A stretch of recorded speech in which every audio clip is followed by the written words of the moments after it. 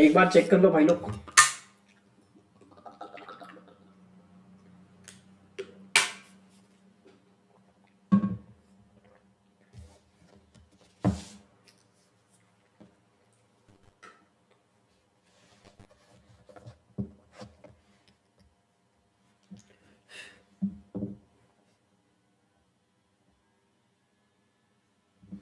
Should we start now?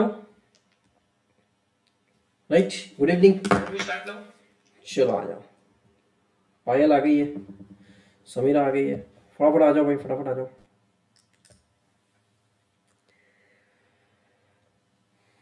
कहाँ तक हो गया था अपना? ये पॉइंट नंबर 14 तक हो गया था। चैप्टर नंबर 2 ILP का अपना LDR से डिस्कशन चल रहा था, right?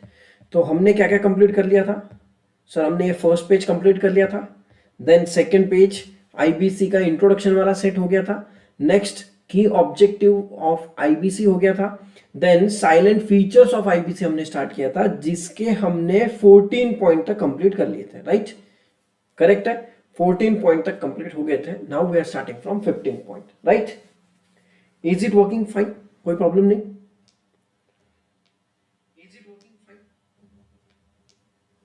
Audio video all clear ना भाई? चलो इधर आ जाओ, राइट? अभी देखना सबसे पहला पॉइंट 15 नंबर, नेक्स्ट पॉइंट 15 क्या बोलता है भाई?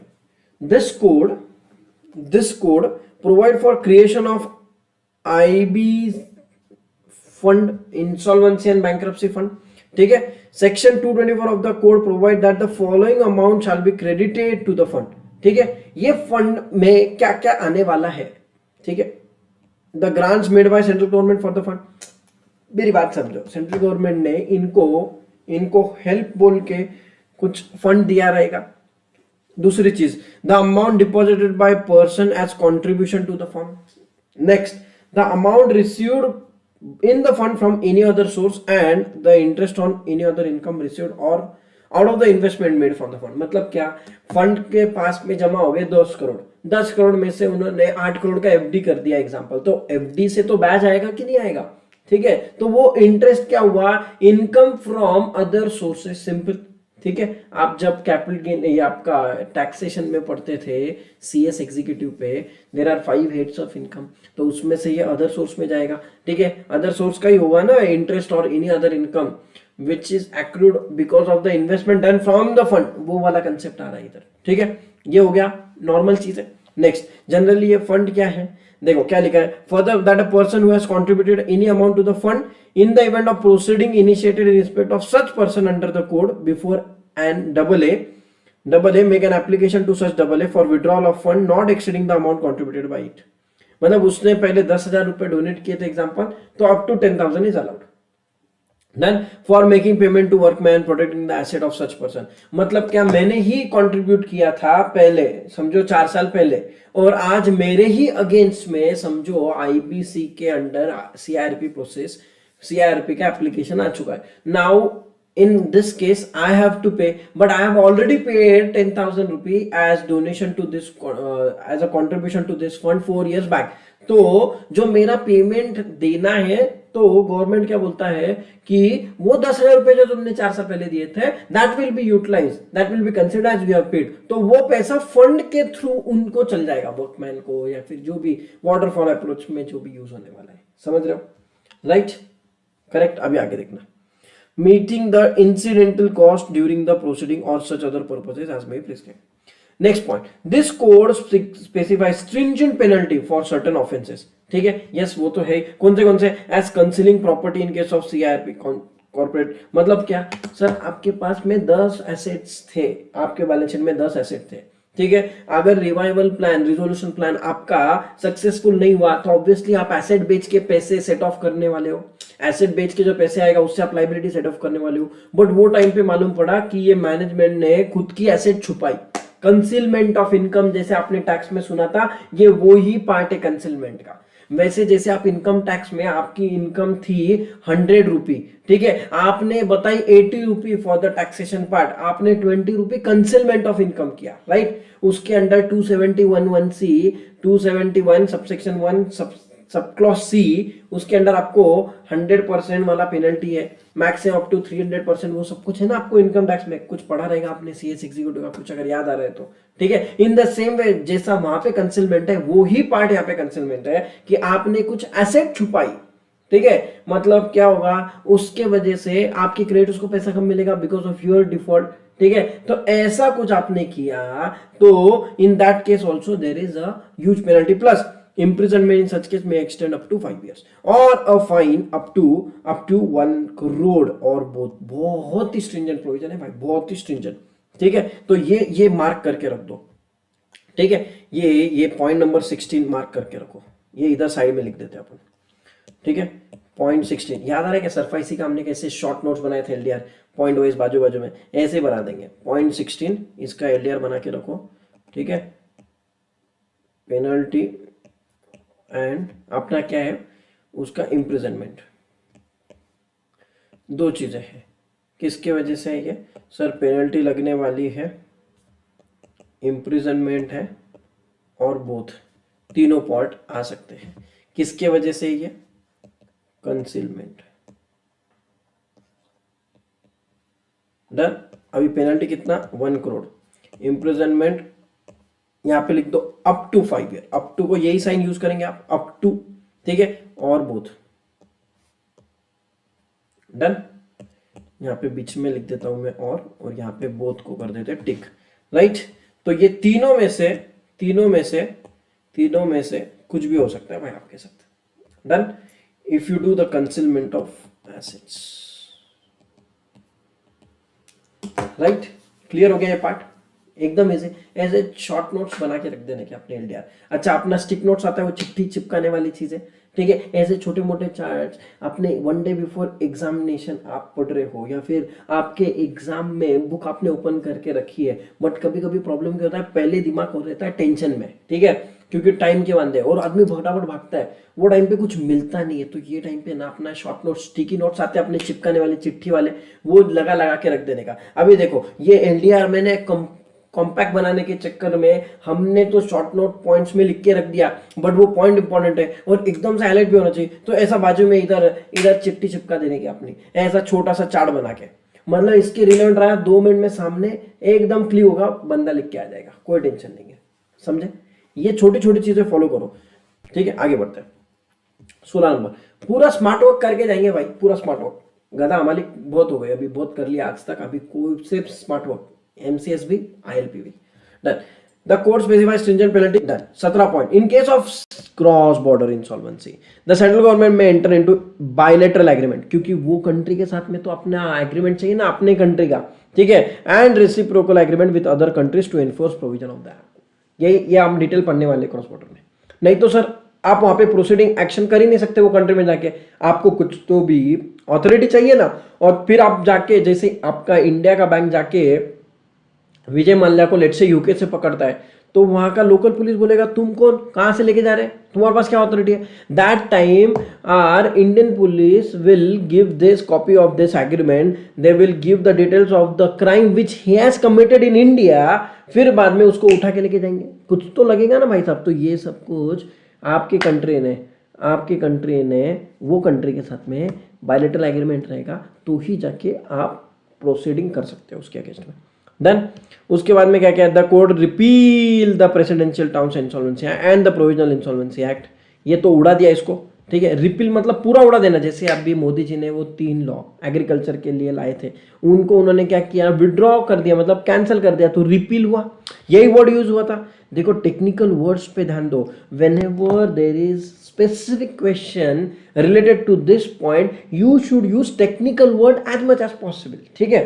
अभी आपको इसके अल्टरनेटिव वर्ड्स पता है, no doubt the meaning will be same, but try to use those word which are used by the act और in the books, that will give additional edge to your answer, correct, ठीक है। And the provisional insolvency it amended the following acts, ये तो अपना list अपने को already पता है। अच्छा ये 11 एक्ट है सर, ठीक है, मुझे एग्जाम में 5 याद है, कोई प्रॉब्लम नहीं, जितने आते अच्छा। सर 5 कौन से एटलीस्ट 5 तो याद रख सकते क्या सर? LLP मालूम है, कंपनीज एक्ट मालूम है, 1956 वाला था, फिर बाद में 2013 तो अपन कंपनीज एक्ट लिख दिया, एक LLP लिख दिया, एक IRDB BFI लिख दिया, एक अपना सरफाईसी लिख दिया। अरे 4-5 तो ऐसे ही हो गया ना भाई साहब। देखो उसके बाद में income tax, central excise, partnership act हो गए, 6-7 तो ऐसे ही। लर्न करने की भी जरूरत नहीं है, कॉमन सेंस, लॉजिकली। ठीक है, ठीक है। अच्छा, हमने ये कल इसका भी चार्ट बनाया था, सिक्का वाला था, IRDB BFI था, उसके बाद में कौन सा अपना सरफाईसी था, कंपनीज एक्ट था, LLP था, पार्टनरशिप एक्ट, 6-7 तो ऐसे ही हो गए। आगे बढ़ते हैं, सेंट्रल एक्साइज, इनकम टैक्स, सब कुछ हो गया। अभी आ जाओ इंस्टीट्यूशंस की बात करते हैं, राइट। अभी आ जाओ इंस्टीट्यूशंस में। इंस्टीट्यूशंस 3 इंपॉर्टेंट है सर। एक तो IBBI वाला पार्ट है अपना, सेकंड है सर अपना IP का इंश्योरेंसी प्रोफेशनल, मतलब हम लोग, उसके बाद में IPA इंश्योरेंसी प्रोफेशनल एजेंसी, मतलब अपना बाप। ठीक है, IPA का बाप IBBI। ठीक है, उसके बाद में डबल ए अपने को मालूम है, NCLT, फिर उसके बाद AT, फिर सुप्रीम कोर्ट है, और इधर है DRT, DRAT, फिर सुप्रीम कोर्ट। बट अपने लिए डबल ए कौन है? 2 ही डबल ए है, 2 ही डबल ए, एक DRT और एक NCLT। ठीक है, और फिर आयु अपने को मालूम है NESL, और बाद में की डेफिनेशन, कंसेप्ट लाइन से लिखे डेफिनेशन, फिर चैप्टर ओवर। अभी फटाफट ये 5 हेड खत्म कर लेते हैं अपने इंस्टीट्यूशंस अंडर IBC।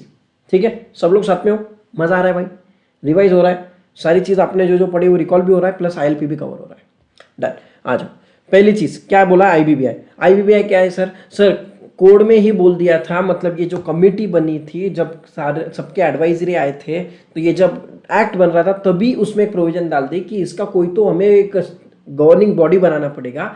ठीक है, किसके लिए? जो कि ये पूरा रेगुलेट करेगा ये पूरे एक्ट को, और इसके अंदर जितने भी बॉडीज है सबको, तो सबका बाप IBBI। तो IBBI एक बोर्ड है जो आपके setup under the act of IBC है।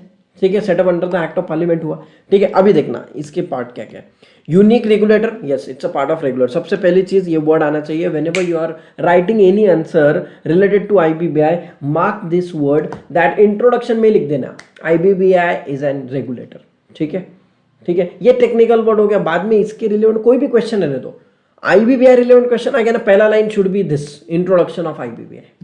एक लाइन भर गई आपकी, और ऐसा भी नहीं कि आपने कुछ भी गलत फेंका, ये तो स्टैंडर्ड वर्ड है ना। IBBI है कौन? आपने एक लाइन इंट्रोडक्शन लिख दिया, आपका एक लाइन हो गया, लॉजिकली उसको आंसर को फिट भी होता है, फिर आप भले आपका आंसर जो भी रहेगा वो लिखो। IBBI रिलेटेड कोई भी क्वेश्चन आने दो, ये लाइन फिक्स लिख देने का। Which regulate the profession as well as processes under the code, एकदम सिंपल लाइन है, रेडीमेड, कॉपी पेस्ट, इसको फिक्स कर लो। IBBI रिलेटेड कोई भी क्वेश्चन आएगा सर, ये पहला लाइन में लिखेगा, फिक्स, समझेगा, इसको बोलते स्मार्ट वर्क। ठीक है, स्मार्ट वर्क, आ जाओ। ठीक है, इसको मार्क करके रख लो, वेरी वेरी इंपॉर्टेंट में डाल दो इसको, ये वाली लाइन को, इसको सर जी अपने दिमाग में फिट कर लो। डालने का मतलब डालने का बस। ठीक है, पार्ट भी ICRI में भी कोई भी क्वेश्चन है IBBI रिलेटेड, ये लाइन पहले दिखते रहेगा। It role includes overseeing the functionality of IP। ठीक है, इंसॉल्वेंसी इंटरेस्टमेंट मतलब कौन से IP, IPA, IU, मेन 3 चीज को ये रेगुलेट करते हैं। Done. The board is responsible for implementation of the code that consolidate and amend the law relating to insolvency resolution of corporate person, partnership firm, individual in the time bound manner, general definition हो गया। board is empowered to frame and enforce rules for various processes under the act, under the code, namely CIRP, corporate liquidation, individual insolvency and individual bankruptcy। अभी इधर आ जाओ। ठीक है, अब देखना power and function of board. Section 196(1) of the code as amended by IBC Second Amendment Act 2018 provide that board shall subject to general direction of the central government perform all or any of the following function। अभी ये क्या बोला है sir, यहाँ पे लिख के रख देना, ये जो मैंने अलग अलग कलर में दिया है आपको इंटेंशनली। ठीक है, ये जो मैंने आपको पैरा टाइप बनाया है, मैं चाहता तो इसको पूरा कंटिन्यू बेसिस पे लिख सकता था। हमने LDR का डिजाइन ऐसे रखा है कि सर IBBI का कुछ भी क्वेश्चन आता है तो बंदा ये स्टार्टिंग के 3 लाइन इंट्रो में लिख सकता है, तो अपने इधर साइड में लिख के रख दो, ये क्या है सर जी, ये इंट्रो है। ठीक है, अच्छा, ये ग्रीन में जो लिखा है यहाँ पे क्लियर कट हेडिंग लेके रखी है, power and functions of the board. इसके रिलेवेंट क्वेश्चन रहा, इतना हेडिंग लिख लिया, इसमें से 5-6 पॉइंट भी लिख दिया, बात खत्म, डन। अभी देखना perform register IPA, IP and IU। Next renew, withdraw, suspend, cancel, सब कुछ आ गया उसमें। मतलब IP ने अच्छा काम किया, रखो। ठीक है, जब तक अच्छा है सब तक अच्छा है, जिस दिन कुछ गलत काम करेगा निकाल देना, सस्पेंड कर देना, कैंसिल कर देना, रजिस्ट्रेशन वगैरह सब कुछ। ठीक है। अभी आईसीआई को अपना आईपी रजिस्टर करना था, कहाँ पे एप्लीकेशन किया? आईबीबीआई के पास। नहीं तो वो आ सकता था क्या रजिस्ट्रेशन, उसके पास नहीं आ सकता था। डन। आगे देखते हैं। promote the development of regulate and working of practice of IP, IPA, IU and other institution. आगे specify minimum eligibility requirement of registration of IP, IPA, IP and IU, वही तीनों चीज लिखी है registration requirement. Levy fee and other charges for carrying out the purpose of this code. इसमें जो भी documentation होगा, प्रोसेस होगा, सबका एक उन्होंने set of rules regulations, fees कितना भरना है, कौन से फॉर्मेट यूज करने हैं, सब कुछ कौन बनाएगा? IBBI. Including fee, registration, renewal of IP वगैरह सब कुछ कौन डिसाइड करेगा? सबका बाप, IBBI. Specify by regulation standard for functioning of IPA, IP and IO. वही चीज वापस लिखे, ठीक है। स्टार्टिंग का चेंज किया, आगे का तीनों चीज कॉमन है, ठीक है। अभी सर इसको लर्न कैसे करेंगे? अगर समझो अपने को पार्ट बी के रिलेटेड लर्न करना है सीआरआई के लिए, सिंपल बताओ, देखना इसको लर्न करने का सबसे बेस्ट तरीका, promote the development of and regulate. आगे का वही 3 लाइन है, क्या क्या? IP, IPA, IO. ऐसा याद करने का सर जी, इसको बोलते हैं स्मार्ट वर्क। आगे देखना, रजिस्टर उसके आगे का सेम है, देखना ये देखो, इधर सिर्फ पहला वर्ड यूज करना, पहला वर्ड याद करना रजिस्टर, फिर आगे तीनों लाइन लिख देना, IP, IPA, IO. Second, promote the development of and regulate, आगे 3 लाइन, आईपी, आईपीए, आईओ, देखना। Third, specify the minimum eligibility for IP, IPA, IO. Next, levy fee and other charges for registration and renewal, ठीक है, क्या? IP, IPA, IO. Next point, specify by regulator standard for functioning of state, setting up the standard for IP, IPA, IO. खत्म। 6 line भर दी आपने सिर्फ उसके 6 keyword याद करके, बस। समझा क्या स्मार्ट वर्क? ओए दादा, जिंदा हो क्या तुम? अरे पटा क्या मैं जो बोल रहा हूँ? जा रहा है क्या अंदर? ये चीजें स्मार्ट वर्क समझ रहे हैं क्या? डन। आगे देखना, lay down by regulation the minimum curriculum for the examination of, examination किसका होने वाला है? आईपी का होने वाला है सिर्फ। डन। तो आईपी के एग्जामिनेशन का करिकुलम कौन डिसाइड करेगा? IBBI. Done. Carry out inspection and investigation of, बाकी सब कुछ सेम है, क्या है? देखना, आईपीए, आईपी, आईयू। अरे कितना इजी है, लॉलीपॉप है ये। देखो आगे देखो, पास सच ऑर्डर एज में भी रिक्वायर्ड, वो ठीक है। मॉनिटर द परफॉर्मेंस ऑफ, आगे भी सेम है। ये चीजें छोटी छोटी चीज है, पूरी दुनिया फॉलो नहीं करती भाई। वो इतना कंटेंट देख के परेशान हो, अरे सर मैं कैसे याद करेगा functions of IBBI, line by line ऐसे रट्टा मारता रहेगा सर, घूमेगा 10 बार ऐसा चक्कर मारेगा, इतना बोलेगा सर बहुत पढ़ाई है बहुत पढ़ाई, ढोकले कुछ भी नहीं स्मार्ट वर्क करेगा तो सब कुछ पॉसिबल है, ठीक है, ठीक है। मॉनिटर द परफॉर्मेंस ऑफ, देखो वही चीज लिखा है, आईपी, आईपीए, आईओ। नेक्स्ट देखना, call for any information and records from IP, IPA, IO. अरे दादा कळालं का? मजा आली का भावा? मतलब मराठी में बोला, समझा क्या और मजा आया क्या? नहीं तो तुम बोलेंगे क्या गालियां मार रहे सर। अरे ऐसा कुछ नहीं रे भाई। डन। अच्छा, अभी ये पावर एंड फंक्शन सर इतना बड़ा, दिखने को कितना बड़ा था, मुझे जेन्युइनली बोलना। अब ये पूरा ग्रीन कलर में हमने किया, इसको एक अलग से सेट बना के दिया आपको, रेडीमेड बना के दे दिया आपको इसको लर्न करने के लिए। देखो हम दोनों साइड से सोच रहे हैं, ओपन बुक तो ये, बट पार्ट बी के लिए तो हमें लर्न करना पड़ेगा, तो बेस्ट हो गया अपना। डन हो गया लर्न। अच्छा, अभी कीवर्ड लिख के रख दो, रजिस्टर, प्रोमोट, रिन्यूअल, फीस, उसका करिकुलम डिसाइड करना, उनके ऊपर वहां से डॉक्यूमेंट्स मंगाना है, ये 6-7 भी हो गए। Carry out inspection, monitor the performance, call for any information, basic 6-7 भी अगर कीवर्ड याद हो गए तो आगे का आप पूरा लिख सकते हैं। इजी याद हो गया क्या? अभी सर कभी भी पूछने दो, उसने फंक्शंस ऑफ आईबीबीआई लिख के आएगा सर, अपन लिख के आएगा सर अब पार्ट बी के लिए भी इजी हो गया। राइट। और इसीलिए मैं पहले बोला कि सब पहले प्लीज पार्ट बी कंप्लीट कर लो, ठीक है। मतलब आईएलपी करेंगे तो इनडायरेक्टली उसका रिवीजन भी, लर्न भी हो जाएगा, पढ़ते पढ़ते लर्न भी हो जाएगा, और आपको उसको डबल वापस पढ़ने की जरूरत नहीं है अभी आपका। मतलब मैंने आपको क्लास स्टडी भी करवा लिया, रिवीजन भी करवा लिया, एग्जामिनेशन पॉइंट ऑफ व्यू भी हो गया, आईएलपी भी हो गया। 200 mark done, sorry 150 mark done, उधर 50 इधर 100। ये पायल बोल रही मैंने ऐसे किया यार, बढ़िया भाई। मेरा काम है सबको बताना, किसने ऑलरेडी ये सब कर लिया रहेगा सोने पे सुहा गया, मेरा काम है बताना, जिसने नहीं किया उनके लिए। डन हो गया भाई। नेक्स्ट देखो, मैंने अलग अलग कलर वाइज ग्राफिंग किया उनको। आगे देखना, section 192.62 196(2) of the code further board में मेक मॉडल बायलॉस। अभी यहां पे साइड में लिख के रख देना, ये पॉइंट किसका है, मॉडल बायलॉ का है, बात खत्म।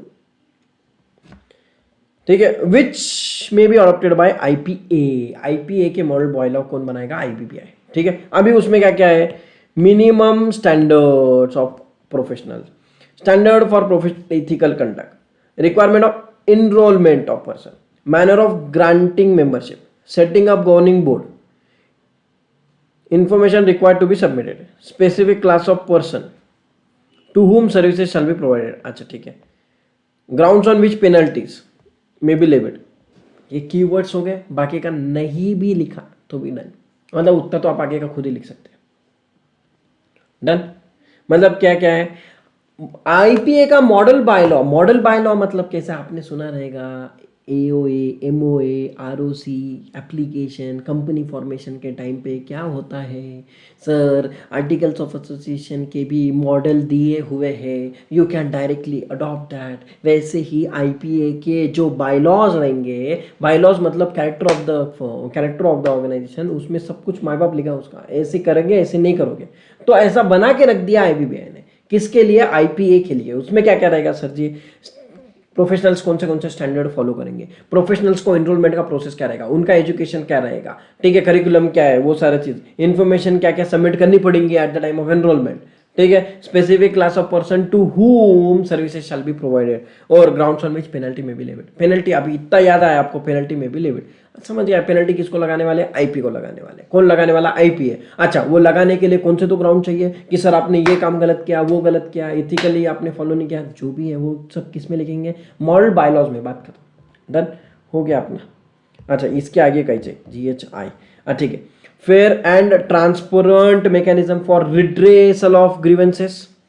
Redressal of grievances against the members, मतलब ग्रीवेंसेस अगेंस्ट द मेंबर्स, उसका तो सोल्यूशन निकालना पड़ेगा, रिड्रेसल। नेक्स्ट क्या है, the grounds under which IP may be expelled from the membership, मतलब सर जी घर पे निकाल दो, घर पे भेज दो, अपने मेंबरशिप में से निकालने का, सब में लिखा रहेगा। अभी आपने आईसीएसआई आईसीआई में भी लिखा है कि नहीं, कि आप अगर ऐसा कुछ गलत काम करोगे तो आपको हम रजिस्टर ऑफ मेंबर से निकाल देंगे। मतलब 5 साल से आपने मेहनत की, इतना दुनिया भर की पढ़ाई की, आप सीएस बने, इतना सब कुछ किया, बट क्या फायदा हुआ साहब, एक गलत काम कर लिया, फ्रॉड पेड कर दिया, कुछ लफड़ा कर दिया गवर्नमेंट का, उसके चक्कर में आपकी डिग्री चली गई, आपको रजिस्टर ऑफ मेंबर से निकाल दिया, मतलब खत्म हो गई आपकी साइनिंग पावर, चली गई, फिर क्या बचा बाबा जी का, कुछ भी नहीं भाई। डन, नेक्स्ट देखो, Virat Kohli to step down as test captain team as well. अभी न्यूज़ आया just, Virat Kohli steps down. अभी वो साउथ अफ्रीका के मैच में धिंगाना किया उसने, इसलिए भाई साहब ऐसे कैसे, एकदम हार्श। चलो जाने दो, back to the topic. Then the quantum of fee and the manner of collecting fee for inducting person as member, मतलब उसको रजिस्टर करने के लिए फीस तो लेंगे, जैसा अपना आईसीआई भी लेता है, आईसीएसआई भी लेता है, भाई मेंबर बन गया, बट मेंबरशिप को एप्लीकेशन करने के लिए बाय द वे वहाँ पे लिखना पड़ता है एप्लीकेशन में, आई बेग। भाई साहब इसका तो लॉजिक ही नहीं समझा, मतलब आप कल चल के, मतलब ये चीज़ मेरे साथ हुई है जब आई मैं सीए डिग्री एग्जामिनेशन पास कर लिया था, तो सीए डिग्री के मेंबरशिप में मेरा नाम रजिस्टर हो, इसलिए एप्लीकेशन करना पड़ता है, उसमें अपना फ़ोटो, मार्कशीट, वो सारे डिटेल्स वगैरह जोड़ के आपको एप्लीकेशन करना पड़ता है, ठीक है। तो उसमें लिखा रहता है सब, उसका फर्स्ट लाइन था आई बेग और कॉमा, मतलब मैं भीख मांग रहा हूँ, प्लीज़ मेरा नाम आप रजिस्टर में बनाना। क्यों भाई, वर्ड बेग क्यों, मतलब आज तक मेरे को लॉजिक नहीं समझा इसका। मतलब हमने साला इतना मेहनत करके एग्जामिनेशन दी, पास किया, मतलब मेहनत करके डिग्री कमाई है, आपने भीख में थोड़ी दी है। Then why it is called as, why it is written in the format itself that I have to write down that I beg please provide me. ठीक है, अभी मैं ठीक है, अभी जस्ट पॉइंट निकला इसलिए बता देता, ठीक है। सीए मेंबरशिप क्या है, रजिस्ट्रेशन,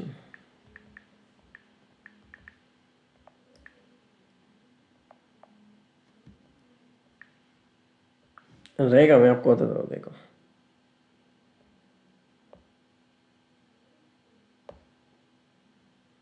किधर है यार पर्सनल, नहीं अभी तो ये सब आ गया, मतलब हमारे टाइम तो फिजिकल फॉर्म थे,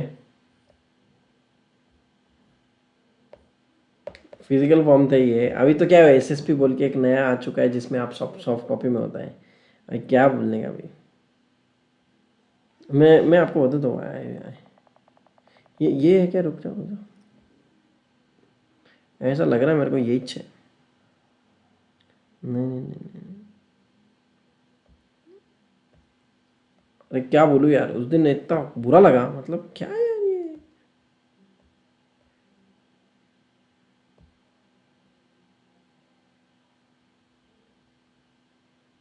बाद में आएंगे सुनने ने कट भी किया, ऐसा कुछ तो था, ये बहुत बड़ा जगह, ये लफड़ा भी होता है इसे। मतलब उन्होंने अभी मेंबरशिप ग्रांट के लिए एप्लीकेशन वगैरह लिखा ना, तब समझा मेरे को।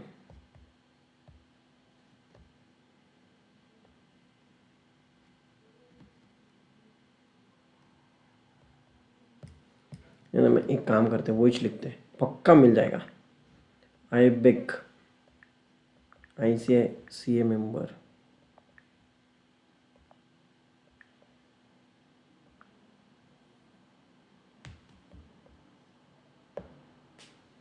हम्म, ये देखो देखो देखो, PDF हो गया भाई, PDF ओपन हो गया, ये देखो, आई बेक टू, ठीक है, ऐसा लिखा उन्होंने, नीचे ये भी दिया है, देखो, pending amendment, if a member does not want to use the word beg to, he can substitute this word by hereby, simply because of this reason the form will not be rejected। हाय हाय हाय, कर दिया भाई, change कर दिया भाई, वाह बेटा वाह, मौज कर दी। बहुत दुखा था मेरे को, बहुत मतलब बहुत दुखा था भाई, ये लिखते वक्त बहुत दुखा था भाई, यार क्या संबंध है भाई। ये देखो देखो देखो, form 2, form of application for entry in the register, ये ICI का है बाय द वे, हमने ये भरा है ये सब ऑनलाइन, ये फॉर्म में देखो यहाँ पे एबेक 2, ये देखो ये वर्ड, बाद में इन्होंने अमेंडमेंट ये 1 बोल के बहुत सारे लोगों ने इशू किया था इसके ऊपर, इसलिए डाला उन्होंने, देखो pending amendment, if member does not want to use the beg he can substitute this word by hereby, simply because of this reason form will not B.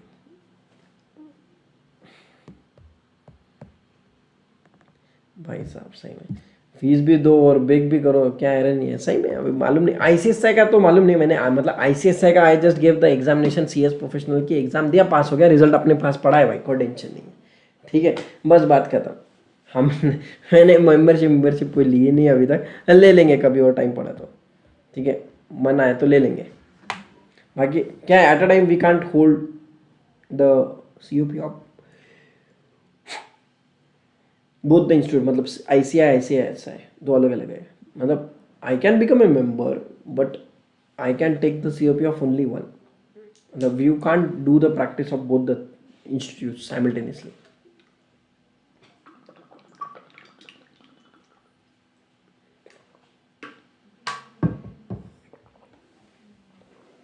ये जस्ट अभी ये वर्ड लाइन विन देख के याद आ गए वो दिन। I still remember 2016 जनवरी 17 को रिजल्ट आया था, वो मैंने 22 या 23 जनवरी को फॉर्म भरा था और 27 जनवरी को मेरा मेंबरशिप नंबर आया था, और वो मेंबरशिप नंबर था 170497। तो देखते देखते अभी बाय द वे 2 दिन बाद 6 साल कंप्लीट हो जाएंगे भाई C1 के, वाह भाई वाह, चलो वाह, मतलब 2015 में 2016 में, मतलब 17 18 19 20 21 22, वाह बेटा वाह, 6 साल हो गए देखते देखते। चलो चलो आगे आगे बढ़ते हैं, ठीक है। और सोने पे सुहागा ऐसे ही हुआ था कि 17 जनवरी 16 को CA बने थे और 25 फरवरी 2016 को CS बने थे। मेमोरेबल डेज है वो, टाइम पे एकदम फुल हवे में रहते हैं अपन, अरे वाह वाह क्या बड़ा काम कर दिया आपने। बाद में समझा था कोई बड़ा काम नहीं है, तुम्हारी 2 दिन की वो चांदनी थी, बस बात खत्म। बस उतना ही 2 दिन मज़ा आता है, बाकी कुछ नहीं। रिजल्ट के 2 दिन बाद तक मज़ा आता है बहुत, क्योंकि पूरी दुनिया तुम्हें ऐसी ऐसी चढ़ा देती है जैसे कि तुमने बहुत बड़ा कार्यक्रम कर दिया, बस उसके बाद में कुछ नहीं, आपके घर वाले भी इज्जत नहीं देते बाद में। ठीक है, इधर आ जाओ। The manner of conducting examination for enrolment, ठीक है, अभी जैसा आपका आईपी का मैनर क्या है पता है ना, ऑनलाइन एग्जामिनेशन होती है आईबीबीआई के पोर्टल पे, वो सब कुछ मतलब उनके सेंटर डेजिग्नेटेड है, वहाँ पे सेंटर पे जाके आप एग्जाम दे सकते हो। ये सब क्या है, manner of giving the exam. Done. The manner of monitoring and reviewing the working of IP, मतलब वो काम कैसे कर रहे हैं वो सब कुछ। The duties and other activities of by to be perform by the members. The manner of conducting disciplinary proceeding, तुम लफड़ा करेंगे तो तुम्हारे अगेंस्ट डिसिप्लिनरी प्रोसीडिंग होगा, ठीक है, मतलब आपने निग्लिजेंस किया, प्रोफेशनल निग्लिजेंस किया तो आपके ऊपर पेनल्टी, वो सब कुछ। Manner of utilising the amount received as penalty imposed, अच्छा पेनल्टी से जो पैसा आएगा किसको, आईपीए को, तो आईपीए उसका क्या करेगा, ये भी मॉडल बायलॉ में लिखा है, ठीक है। उसके बाद में क्या, discovery and production of books of account and other document, summoning and enforcing the attendance of any person और examination of him, inspection of any book and issuing of commissions, ठीक है। अभी सर इसमें पॉइंट तो लगभग 15 से 20 है। तो सर अगर आता भी है एग्जाम में आता भी है कि मॉडल बॉयलॉस के क्या पॉइंट होने चाहिए, एग्जाम्पल में आता भी है, एटलीस्ट 5-6 मार्क के लिए आएगा समझो। देखो ये तो क्लियर है कि स्टार्टिंग वाला जो 10 मार्क का है, 10 मल्टीप्लाई बाय 4, एक तो आएगा मैक्सिमम 10 मार्क में, नहीं तो क्या है, एक तो 6 वाला आएगा, नहीं तो 4 मल्टीप्लाई बाय 3 का, तो 4 का, नहीं तो 6 का। तो ज़्यादातर प्रोबेबिलिटी किसकी है, 4 या फिर 6 के। तो एटलीस्ट 6 का भी आए तो अपने पास में ये 6-7 पॉइंट तो अपन लिख ही सकते हैं। और अगर पार्ट बी ऑफ आईसीआई में आए, अब पार्ट बी ऑफ सीआरआई में आए तो ज़्यादा से ज़्यादा 5 मार्क के लिए। तो हमें लिखने कितने हैं, हमें लिखने हैं सर 5 से 6 पॉइंट क्लियर करके रख लो, इसको साइड में ले लो। एग्जामिनेशन कैसे लेता है, डिसिप्लिनरी एक्शन कैसे लेता है, फीस कितना लेना है, ठीक है, उनके इसमें मेंबर को एडिशन का मैनर कैसा है, एग्जामिनेशन का ये मैनर, और क्या था, setting up of the governing board, information क्या क्या सबमिट करना है, स्टैंडर्ड्स क्या रहने वाले हैं, प्रोफेशनल एथिक्स, 5-6 पॉइंट्स लर्न करके साइड में छोड़ देने का इसको, ठीक है। दोनों साइड की प्रिपरेशन के लिए बात कर रहे हैं हम, ठीक है। आप बोलेंगे सर ओपन बुक है क्यों, दोनों क्लियर कर लो भाई अभी। अब इधर आ जाओ, removal of member from the office, section 190 impose the central government to remove a member from its office if he is undischarged bankrupt, become physically or mentally incapable, has been convicted of an offense which involve moral turpitude, has so abused his position to render his continuation in office unless he has been given a reasonable opportunity। यहाँ पे ये reasonable opportunity of being heard को क्या बोलते हैं, natural justice. ये मैंने आपको पूरा पार्ट बी ऑफ सीआरआई वगैरह पढ़ाते हो हर बार ये पॉइंट बोला रहेगा, पार्ट ए पढ़ाते हो भी बोला है। Always remember this is principal of natural justice, opportunity of being heard. किसी भी अगर समझो आरओसी को कोई डायरेक्टर को निकालना है, निकाल सकता है उसके बेसिस पे, बट उसको पहले उसको नोटिस देना पड़ेगा। भाई साहब उसका जन्म सिद्ध अधिकार है, let him present his views, his answer जो भी उसके है, ठीक है। किसके वजह से समझो नॉन कंप्लायंस हुआ, एटलीस्ट आप सुनो तो सही, बाद में आप एक्शन लो जो ले रहा है, ठीक है, बात करना।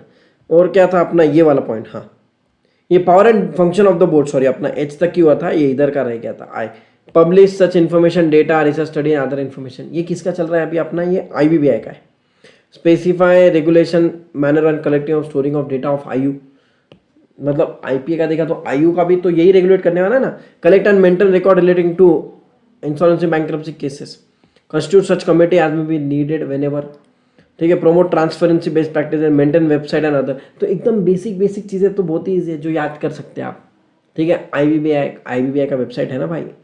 Next other enter into MOU whenever necessary, MOU with statutory authorities, तो क्या एमओयू किया रहेगा, आपको क्या लगता है, आईबीबीआई ने एमओयू किया है ना इनकम टैक्स के साथ में, आरओसी के साथ में, ठीक है, आपका कस्टम्स के साथ, एक्साइज के साथ, जीएसटी डिपार्टमेंट, सबके साथ क्या ही रहेगा, क्योंकि इन्फॉर्मेशन शेयरिंग होना है ना। बात करो issue necessary guideline to IP and IU, ठीक है, ये वो वाले पॉइंट में जाएगा अपना इशू नेसेसरी गाइडलाइन। ये कीवर्ड याद रखना है, आगे सिर्फ तीनों नाम लिखने के, आईपी, आईपीए, आईयू। डन। अच्छा और एक बात बोलता हूँ, अभी आपको आंसर लिखने का तो आइडिया समझ गया, बट लिखने का तरीका भी समझ लो अभी, ठीक है। कभी भी याद रखना, whenever you are writing anything, कभी भी याद करना आई यू लिखेंगे ना तो इन्फॉर्मेशन यूटिलिटी वो अपना लिख के ऐसा ब्रैकेट में शॉर्ट फॉर्म लिखना ही, ठीक है। आपने अगर आईपीए लिखना है तो आईपीए का लॉन्ग फॉर्म लिखने के बाद में एंड में आईपीए ब्रैकेट में लिख के कॉमा करना ही, याद कर लो, ये छोटी मोटी चीज़ है, ठीक है।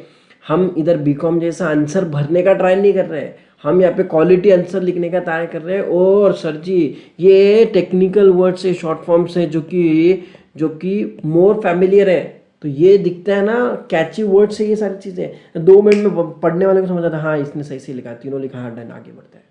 ठीक है, जगह भी बढ़ रहा है। ठीक है, सफिशिएंट लिखना भी है। एक लाइन में 5 से 6 वर्ड कवर हो गए, 6 से 7 जनरली खत्म हो गई बात। हमें तो 5 से 6 मार्क के लिए what they are expecting that will be writing at least 1 page answer. तो ये सारी छोटी छोटी चीज़ें हैं जो आपको ध्यान रखना है अभी से। ठीक है, मैं तो बोलता हूँ ना, सरफाई से रिलेटेड कोई भी क्वेश्चन आया ना तो साला सरफाई सी का फुल लॉन्ग फॉर्म लिख देने का, ब्रैकेट में सरफाई लिख देने का, साला 2 लाइन भर जाती है, 2 लाइन तो उसमें ही भर जाती है। और क्या चाहिए दादा, और क्या चाहिए? क्वेश्चन में सरफाई से लिखा रहेगा, सरफाई see the above question related to what, ऐसा लिख दिया सरफाई से और ब्रैकेट में लिख दिया, अरे 2 लाइन हो गई ना। उसको चाहिए ना पेज, चाहिए ना उसका भर के ले भरेगा वरना पेज। समझा? छोटी मोटी चीजें जो आपको आंसर को बड़ा भी बना रही है और क्वालिटेटिव भी बना रही है। कुछ गलत नहीं कर रहे हैं हम, कोई बीकॉम जैसा आंसर भी नहीं लिख रहे कि फेंक रहे हैं। डन, बेसिक चीजें ये छोटा मोटा चीजें दिमाग में रखने का। ठीक है, मैं ये नहीं बोल रहा हूँ कि कोई आंसर शीट निकाल के इधर से लाइन मारो, इधर से लाइन मारो। लाइन मारने के चक्कर में क्या 4 लाइन लिखेंगे, 4 वर्ड लिखेंगे क्या बीच में? इतना भी बीकॉम जैसा मत बांधे कर देना। ठीक है, इज्जत से करना। उंगली दिया तो हाथ मत पकड़ो। ठीक है, पट्टी मारना भी है तो इतू सी पट्टी मारना, वो भी सिर्फ लाइन के लिए। इसका मतलब ये नहीं तो बीकॉम जैसा साला बच्चे एकदम ढोकले निकलते हैं। ये अगर समझो पेज है, इधर से पट्टी, इधर से पट्टी, ये बीच में 3 वर्ड डालेगा, ये 4 वर्ड डालेगा। ऐसे वांदे मत करना। हाँ, RDD BF भी, हाँ उसमें भी 2 लाइन भर जाएगा।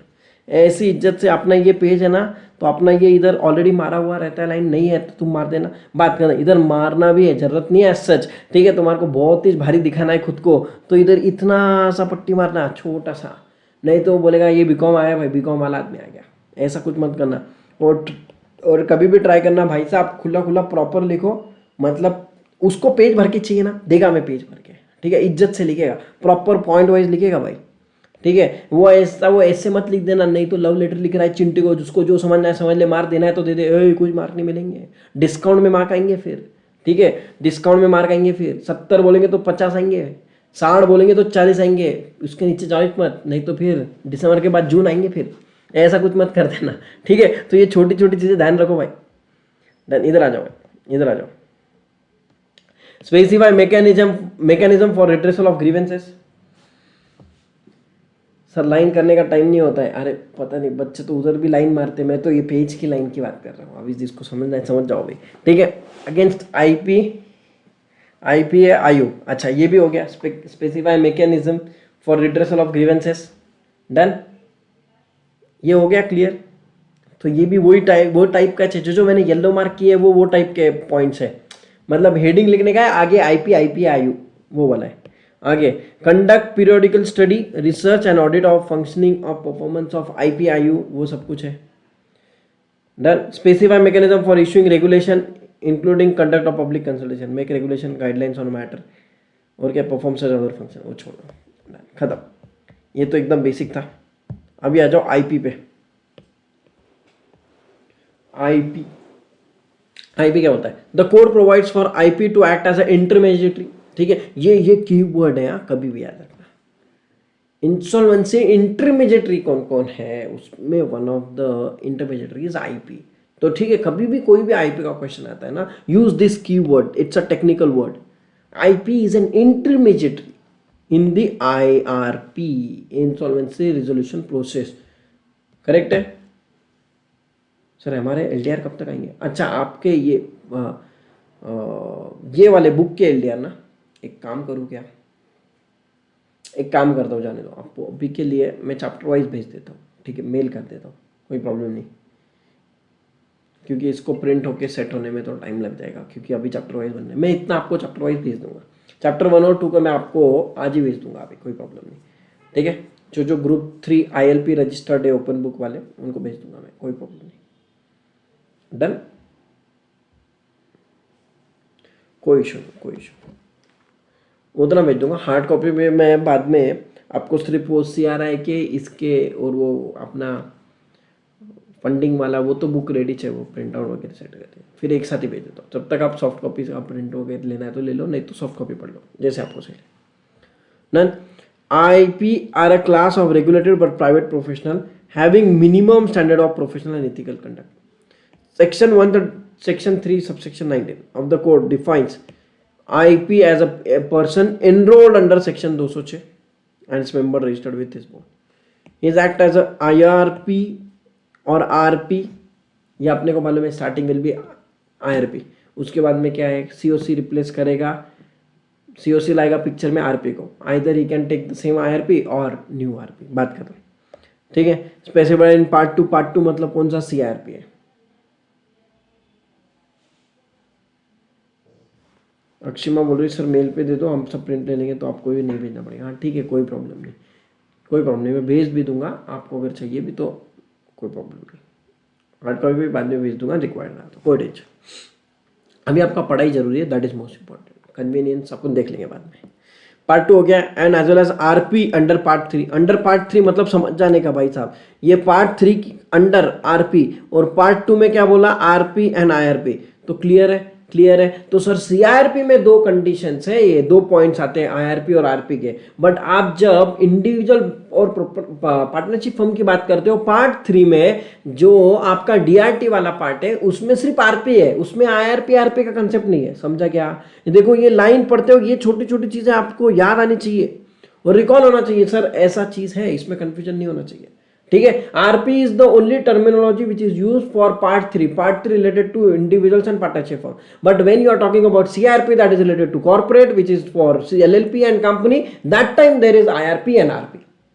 Are you getting what I mean to say? एकदम क्लियर, दिमाग में घुसा भाई। देखो, he act as a IRP and और RP in the case of CIRP that is part 2, ठीक है, as well as RP under part 3 of the code which is for insolvency resolution and bankruptcy for individual partnership. एकदम छोटी छोटी चीजें sir जी।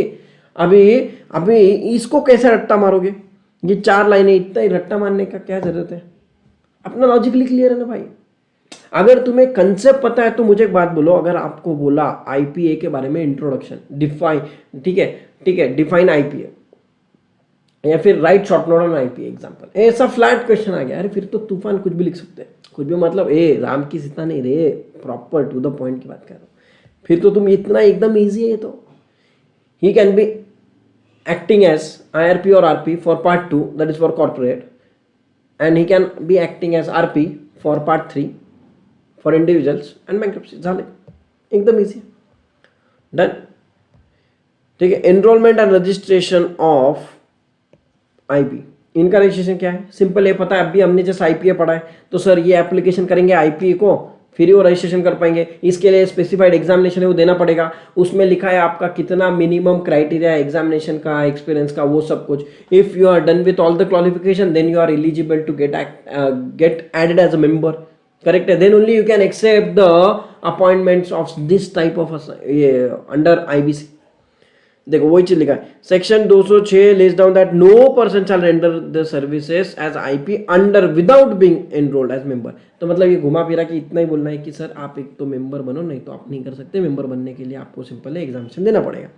ठीक है, member of IPA registered with board, ठीक है, सिंपल है। IP कौन है सर,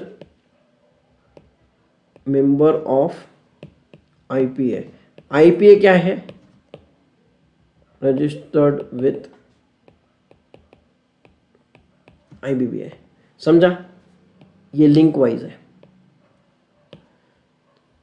ये ऐसे कोई भी याद रखो, बंदे को अगर लाइन बाय लाइन बोला ना, उसको मेमोरी में याद रखने के लिए टाइम जाता है, ठीक है, but we are able to retain more when it comes to pictures, graphics, something like that. ठीक है, मूवी देखा है, उसमें हीरो ने हीरोइन के साथ कैसे डांस किया था, क्या क्या एक्शंस हुई थी और बाकी सारी चीज़ें वो बराबर याद रहता है। ठीक है, वही चीज़ अगर बुक में बोला, 2 स्टेट्स ये बुक भी है चेतन भगत की, पढ़ेंगे तो इतना नहीं समझेगा, बट 2 स्टेट मूवी देखेंगे तो बराबर हर एक चीज़ समझेगा, कब बारिश गिरती है, कब गाना आता है, कब हीरोइन के साथ क्या क्या करता है, वो सब कुछ समझता है। ठीक है, पिक्चर्स है, ग्राफिक्स है, वो सारी चीज़ें, तो बेटर है ऐसी छोटी मोटी चीज़ें निकाल के रखने की। ठीक है, इसको सेंटेंस फ्रेमिंग इतना ईजी है, सेंटेंस फ्रेमिंग तो बहुत ईजी है। इसका क्या बोलेंगे सर जी, IP should be enrolled as a member of IPA which is registered under IBBI, बात खत्म। लाइन बनाने का कितना ईजी है, लाइन मारने में, लाइन बनाने में तो आप माहिर ही हो, समझ जाओगे। Section 207(1) further less down that every IP shall, after obtaining the membership of any IPA, register himself with the board within such time. मतलब सर जी आप मेंबर तो बनना ही चाहिए, आपको IPA का उसको IBBI में भी रजिस्टर करना है. ओके, IP क्या करना है, रजिस्ट्रेशन विथ IPA, ये हो गया पहला. दूसरा क्या है, IP रजिस्ट्रेशन विथ, इधर लिख दो भाई IBBI. ठीक है, ये एक चीज क्लियर हो गई. और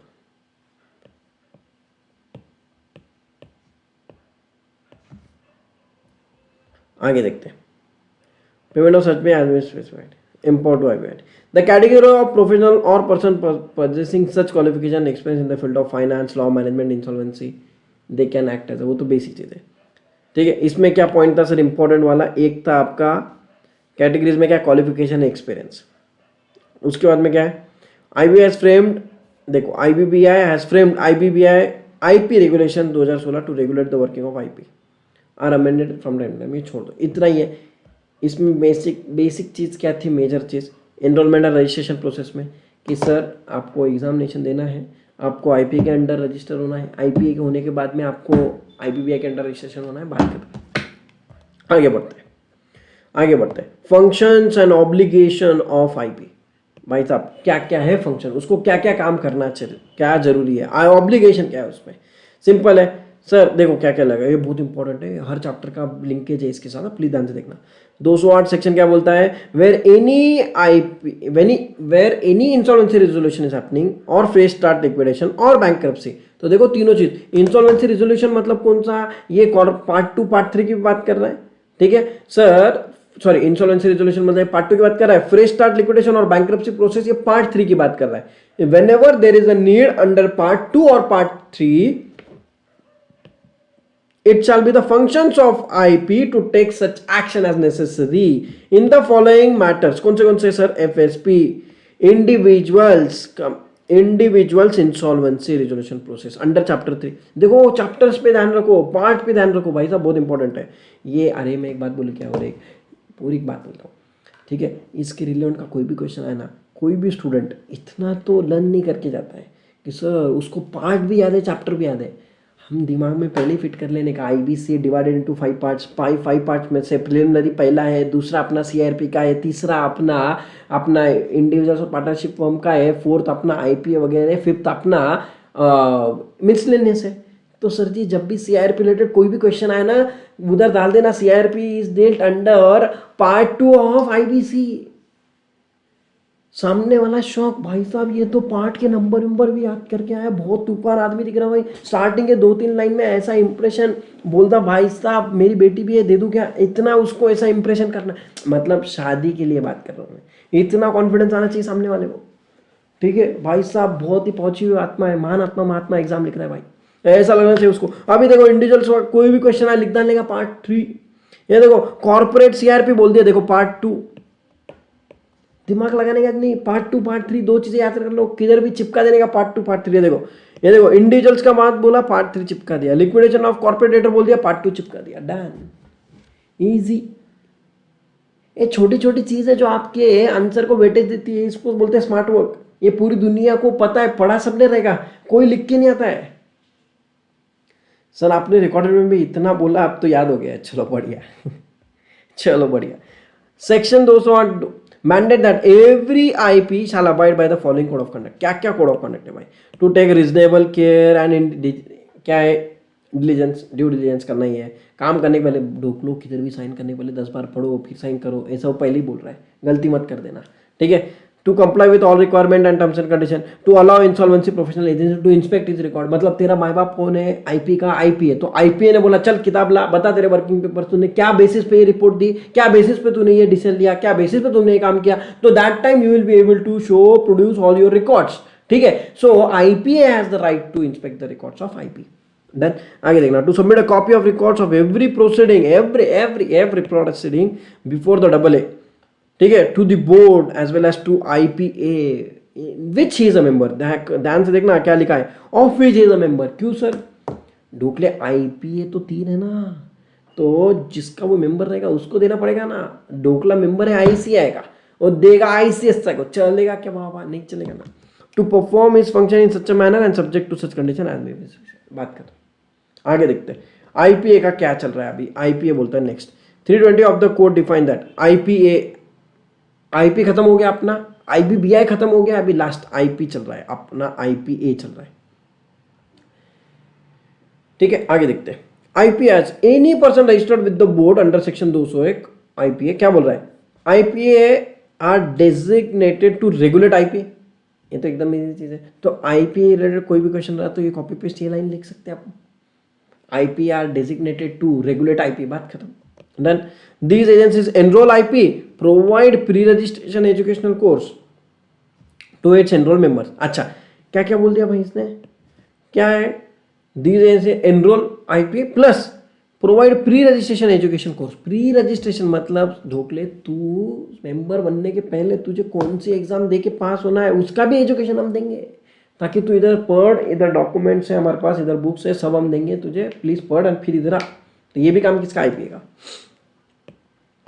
They also issue authorization for assignment to the IP enrolled with them.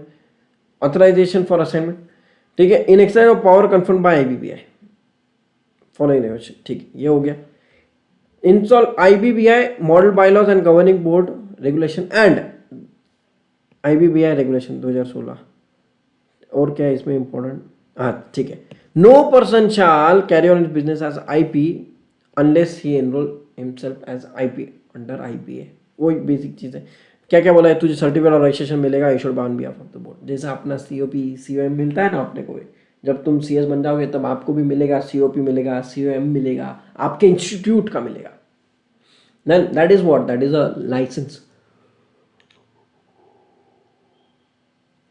A licence to run your practice then उसके बिना कुछ नहीं हो सकता भाई अच्छा नेक्स्ट पॉइंट क्या according to section 204 IPA perform the following function अच्छा ये क्या बोला है फंक्शंस ऑफ आईपीए क्या क्या एकदम बेसिक चीजें अभी आईपीए क्या फंक्शन करेगा सर जी एग्जामिनेशन लेगा एनरोलमेंट कराएगा उनके मेंबर्स को सीओपी देगा उनके मेंबर्स को उनका रिकॉर्ड मेंटेन करेगा उसके बाद में क्या उनके अगेंस्ट एक्शन लेगा उसके बाद में जनरल बुक पढ़ने के पहले जितना अपने को समझता उतना रिकॉल तो करो अच्छा उसके बाद में सर आईपीए को कोई भी एक्शन लेने के पहले प्रिंसिपल ऑफ नेचुरल जस्टिस देगा then he will take the action he can summon the IP he can take the records of IP he can ask IP to come down and represent himself और he can ask IP to answer on whatever the notice he may send मतलब IPA may send to IP basic चीज़ है वही देखो grant membership who fulfill all the criteria lay down standard of professional and conduct yes sir क्या कर सकते क्या नहीं कर सकते उनका प्रोफेशनल एथिक्स लिख देंगे due diligence monitor the performance काम सही कर रहे हैं नहीं कर रहे इसके लिए क्या करेगा जैसे सीए का मॉनिटर होता है ड्यू डिलीजेंस होता है हमारा सीएस का भी होता है कैसे होता है सर पीयर रिव्यू होता है मतलब एक सीए फर्म को दूसरा सीए फर्म आके चेक करता है कि ये सीए फर्म बराबर काम कर रहा है नहीं कर रहा है ठीक है as per standards on auditing he has to maintain this type of record example 10 checklist है so whether I am taking all this 10 documents और not who will check any other chartered accountant firm will come into my office they will check and they will give the report to my institute ICI ठीक है if I am doing correctly they will give me a peer review certificate that your firm was the firm has undertaken peer review and there are no objections against you you are doing your good work as per under the professional ethics वगैरह जो भी है और वो अपना लिए एक recognition हो जाता है that is submitted whenever there is any kind of tender या फिर कुछ रहता है तो जनरली आज के डेट में कोई भी गवर्नमेंट ऑडिट्स वगैरह हम अप्लाई करते हैं तो वो बोलते हैं क्या आपके पास पीयर रिव्यू का सर्टिफिकेट है तो हम देते हैं देखो भाई साहब वो बोलते हैं भाई साहब जोरदार फॉर्म है आपकी तो आप तो पीयर रिव्यू पास होके आए हो मतलब these are the additional qualification for practising आप जब आओगे प्रैक्टिस में तो आपको बहुत सारी चीज़ें नई समझेगी तो ये उसके रिलेवेंट है monitor the performance of member ये कैसे होता है इस तो बहुत बड़ा सिर्फ लिखने के लिए एक लाइन है बट इसका बहुत बड़ा मशीनरी है भाई बहुत बड़ा मशीनरी है safeguard the right privilege and interest of IP who are its member उनको सेफगार्ड करो साहब उनको अभी जैसा आईसीआई ने सेफगार्ड किया नहीं क्या वो तुम्हारा शार्क टैंक वाला बोलता है वो लेंस कार्ट वाला ढोकला कि सीए से दूर हो आईसीआई ने ठोक दिया उसको कैसे लीगल नोटिस देंगे बोले हम न्यूज़ में आ गया कैसे ट्वीट कर दिया क्यों किया सर अरे मेंबर्स के बारे में गलत बोल रहा है तुम्हारे इंस्टीट्यूट के बारे में गलत बोल रहा है तो तुम सेफगार्ड करेंगे कि नहीं करेंगे कर दिया फिर उसने वैसे सस्पेंड और cancel the membership who are its member on the grounds of bylaws में लिखा था तूने ये काम नहीं कर सकता, तूने किया, जा भाई अभी बाहर जाओ। Redress the grievances of consumers against IP, IP के खिलाफ उनके कुछ ग्रीवेंसेस है तो उसको रिड्रेसल करने का काम। पब्लिश इंफॉर्मेशन, हाँ बेचारा डर गया था क्या बोलने का अभी। Publish information about the function, list of member, performance of member and other information as needed. ठीक है, अभी डबल ए में क्या क्या भाई साहब, ये तो बेसिक है, एनसीएलटी और डीआरटी पढ़ना है बस, बात खत्म। क्या लिखा है, for insolvency resolution and liquidation for corporate person means NCLT. ठीक है, अच्छा ये भी याद रख लो, ये पार्ट ए में भी बहुत बार आएगा, पार्ट बी में, जहाँ पे भी आपको एनसीएलटी आता है ना पूरा एक बार लिखने का, फिर ब्रैकेट में वापस एनसीएलटी लिखने का। छोटी छोटी टेक्निक्स है ये, याद रख लो। ठीक है, ये आपको आंसर को और प्रेजेंटेबल बनाएंगे और थोड़ा बहुत बड़ा भी देंगे। ठीक है, हो गया अपना ये। ठीक है, NCLT constitute under section provide not with standing. अच्छा, आप जब भी आप खुद के भी शॉर्ट नोट्स एलडीआर बनाते हो ना, कभी भी शॉर्ट फॉर्म लिखने का। ठीक है, make sure that your LDR is very very small as much as possible. ठीक है, एनसीएलटी हो गया। Code further provide notwithstanding anything, notwithstanding anything content मतलब आपने पढ़ा ही रहेगा, in spite of anything content in any other act this will prevail. ऐसा देखो, content in any other law for the timing in force, बाकी act में कुछ भी लिखा रहेगा, सब कुछ गया पैसा पानी में, हम जो बोलेंगे वो फाइनल है। NCLT shall have jurisdiction to entertain and dispose of, आगे सब कुछ लिखा है। मतलब ये सारे केसेस को एनसीएलटी के बिना कोई नहीं, मतलब अभी समझो दूसरे किधर लिखा भी है कंपनीज एक्ट में, समझो कि सर आरओसी देख लेगा, वो एक्ट का जस्ट पीस ऑफ पेपर, उसका कोई लीगल वैलिडिटी नहीं। क्यों? क्योंकि this will prevail over others, ऐसा पॉइंट है। Any application or proceeding by or against the corporator or corporate person who will entertain NCLT. Any claim made by or against, made by corporator or against corporator or corporate person, including claim or against any of its subsidiaries situated in India, who will entertain NCLT. And any question of priorities or any question of law of fact arising out in relation to IP or insolvency proceedings against the corporator or by corporator under this code. Section 63 of the code exclude the jurisdiction of the civil code. Yes, civil code को बोलते हैं भाई साहब आपको कुछ काम नहीं करना है, बात करना। It provides no civil court or authority shall have jurisdiction to enter any suit or proceeding in respect of any matter which NCLT or NCLAT has jurisdiction.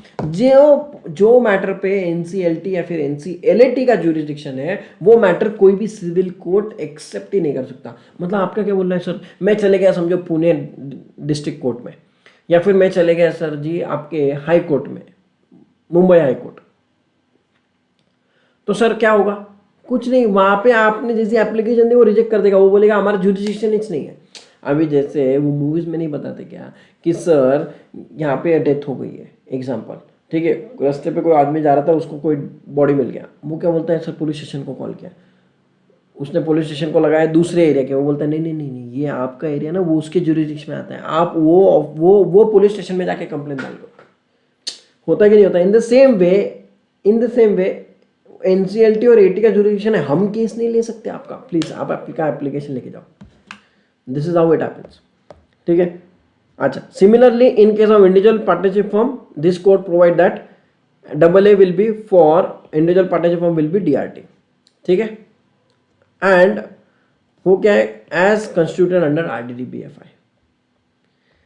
Section 179(1) of the code provides that subject to the provision of Section 60 AA in relation to insolvency matter of individual partnership firm shall be the DRT over the place where individual debtor actually or voluntarily resides। क्या क्या बोला है? DRT कौन सा लगे? अभी जैसे NCLT की भी बहुत सारी जुरिडिक्शन, NCLT के बेंचेस है ना, एवरी अपना मतलब every state has NCLT benches, right. कोई स्टेट में तो ज़्यादा भी बेंचेस है। मैंने आपको NCLT NCLAT का अपने जब पार्ट ए में चैप्टर पढ़ोगे तो समझेगा। अच्छा, जो लोगों ने नहीं पढ़ा है अभी तक, तो इसलिए मैं बता देता हूँ। NCLT की वेबसाइट पे जाओगे, ये देखो ना, आप बेंचेस में जाओगे ना तो आपको समझ जाएगा स्टेट वाइज, देखो कहाँ पे उसका एड्रेस के साथ सब लिखा है। अब देखो अबाउट अस, ये देखो NCLT बेंचेस, कभी थोड़ा बहुत वेबसाइट भी खोद लिया करो। देखो अहमदाबाद, ये देखो, इसके बाद जुरिडिक्शन किसका किसका दिया है, गुजरात स्टेट का भी, दादरा नगर हवेली, दमन दीव, ठीक है, दिल्ली, देखो इलाहाबाद, हैदराबाद, चंडीगढ़ के पास कितने जनों का ज्यूरिडिक्शन दिया है? हिमाचल प्रदेश, जम्मू कश्मीर, पंजाब, चंडीगढ़, हरियाणा, इन सब का किधर जाएगा? चंडीगढ़ में। डन। हैदराबाद में किसका दिया है? State of Telangana. ठीक है, वो देखो हैदराबाद के पास स्टेट ऑफ आंध्र प्रदेश भी है। बट आप अगर देखोगे तो हैदराबाद में देर आर टू देखो, एक अमरावती बेंच है, एनसीएलटी अमरावती बेंच, और ये देखो हैदराबाद कौन सा लिखा है? NCLT Hyderabad bench. There are 2 bench of NCLT in the same state. जैसा आपका आरओसी है 2 महाराष्ट्र में, एक पूना और मुंबई, ठीक है, there are few states where there is only 1 ROC, वैसे ही एनसीएलटी के बेंचेस है। कितने बेंच है सर? 15 एनसीएलटी के बेंच है ऑल ओवर इंडिया। ये हमने डिटेल्ड में पूरा प्रैक्टिकल स्टडी किया है एनसीएलटी एनसीएलटी चैप्टर में, पार्ट ए में। जब आप पढ़ोगे तब सीआरआई में, तो आपको समझ जाएगा। ठीक है, अभी अपने लिए इंडिया में कौन है? महाराष्ट्र में कौन है सर? सर महाराष्ट्र में अपना गोवा और महाराष्ट्र का ज्यूरिडिक्शन मुंबई को दिया है, आप जाके वहाँ पे काम कर सकते हैं। डन। ये 15 लोगों के पास पूरा इंडिया डिवाइड किया है, राइट। तो इन द सेम वे जैसे एनसीएलटी का ज्यूरिडिक्शन होता है, वैसा डीआरटी का भी है। ठीक है, जो तो देखो वहाँ पे क्या लिखा है? डीआरटी जहाँ पे इंडिविजुअल पार्टनरशिप फॉर्म रजिस्टर्ड है, वो एरिया का ज्यूरिडिक्शन जिसके पास है, वो DRT having territorial jurisdiction over the place where the individual debtor actually and voluntary reside और कैरीज ऑन द बिजनेस, तो उसके पास आपका केस जाएगा। तो वो हो गया आपका डबल ए। तो आप बोलेंगे सर मैं पुणे में बैठता हूँ, तो मेरे लिए डबल ए कौन सा एप्लीकेबल है? मुंबई। ठीक है, क्योंकि ज्यूरिडिक्शन वाइज आपको वेबसाइट पे दिया हुआ है। इन the same way DRT has also cleared कि आपका एड्रेस कौन सा है, उसमें ज्यूरिडिक्शन किसका है, आपको उसके पास जाके एप्लीकेशन करना पड़ेगा। डन। आगे बढ़ना। Section 179(2) of the code further provide DRT shall have jurisdiction to entertain or purpose dispose of क्या any suit or proceeding by or against the individual debtor, any claim made by individual debtor, any question of priority or any other law or fact, ये सब कुछ। Next, section 180 of the code exclude the jurisdiction of civil court. Same चीज लिखा है जैसे NCLT में point लिखा था, इधर भी वही लिखा है कि सिविल कोर्ट के पास में इसका राइट नहीं है। जो केसेस पे राइट डीआरटी का है, वो केसेस सिविल कोर्ट एक्सेप्ट नहीं कर सकते। डन। देखिए वही लिखा है, देखो any proceeding in respect of manner which DRT और डीआरएटी हैज द ज्यूरिडिक्शन। तो उधर भी वही लिखा था, जो कोई भी सिविल कोर्ट वो केस नहीं ले सकता जिसपे एनसीएलटी और एटी का राइट है, ठीक है, ज्यूरिडिक्शन है। वैसे इधर लिखा है सेम चीज, not a single civil court can entertain the application over which NCLT, NCLAT, DRT, DRAT has the jurisdiction over it. बात खत्म, एकदम simple. Thus, IBC proposes 2 tribunal to adjudicate for company LLP NCLT, ठीक है, and for individual partnership DRT। हो गया। अभी देखो अपने को कितना 1 सेकंड लगता है ये पूरा लाइन कंप्लीट करने, बट पढ़ने के इसमें 4 लाइन कवर हो जा रहा है। ठीक है, यही चीज आपको लिखना है बोला, तो ये बुक के हिसाब से 4 है। आप लिखने जाओगे तो आपके तो 6 लाइन भर जाएंगे 5 लाइन भर जाएंगे आपके। आगे देखना, appeal from NCLT to NCLAT, DRT का ऑर्डर जाएगा डीआरएटी में, अपील जाएगा बाद में, लास्ट में सबको सुप्रीम कोर्ट, क्योंकि हाई कोर्ट पावर है। ये भी इजी हो गया। अरे गलती से भी आपको डबल ए के बारे में नोट्स पूछ लिया ना, मतलब मैं कसम से बोलता हूँ, अभी भी आपको लिखने वाला तो अभी आप 10 लाइन लिख दोगे, 1 पेज तो ऐसे ही भर दोगे आप, क्योंकि इतनी बार हमने बोला है वही लाइन, तो दिमाग में फिट हो गई अभी, फिट। समझे कि नहीं समझे? देखिए, इसको बोलते हैं क्यूमुलेटिव रिवीजन। अब आ जाओ आयु आ जाओ, आयु क्या बोलता है? Define IU as a person who is registered with board, ठीक है, while the IP assist in insolvency resolution proceeding IRP invices during the court, IU on the other hand, ये important है, whenever there is a question of IU you will have to write down 3 to 4 technical words as given by the act। कौन से है? as given by the court।